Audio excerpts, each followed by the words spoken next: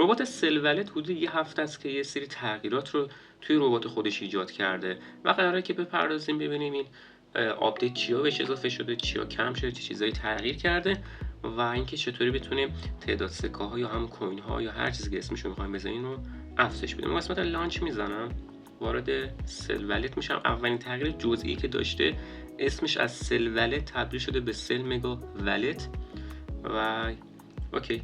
تو این قسمت می‌بینید که صفحه‌اش کلاً عوض شده و جای این دوتا با هم عوض شدن. قسمت تپ تو ارن و توتال بالانس با هم جاشون عوض شده.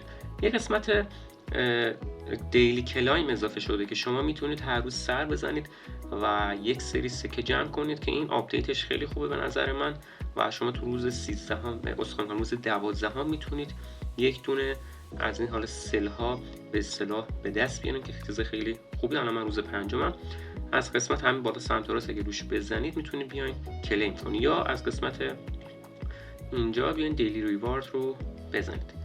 قسمت جالبی که حالا به نظرم خیلی مفید بوده و اضافه کرده و مهمترین تغییرش همین تپ تو ارنشه که شما از این به بعد میتونید ارتقا بدید. یعنی چی؟ تو قسمت بوست که بیاین اینجا گزینه‌هاش همه تغییر کرده، 2 تا گزینه جدید اضافه شده و قسمت اولی که حالت دست داره میتونیم سرعت در واقع ضربه زدن، سرعت که نه، تعداد ضربه زدنمون رو بیشتر کنیم. مثلا من آپگرید رو که بزنم هر کلیکی که میکنم این دفعه 3 تا ازش کم میشه به جای اینکه یکی کم بشه. یا قسمت پایینش اومده باتری رو اضافه کرد یا همون مخزن خودمون میشه که به جای 2000 تا میشه 3000 تا. پیشنهاد من رو بخواین همین دست رو پیشنهاد کنم کلا بزنید، خیلی بهتر کنید، سریع میتونید بزنید، چند انگشتی هم میتونید بزنید.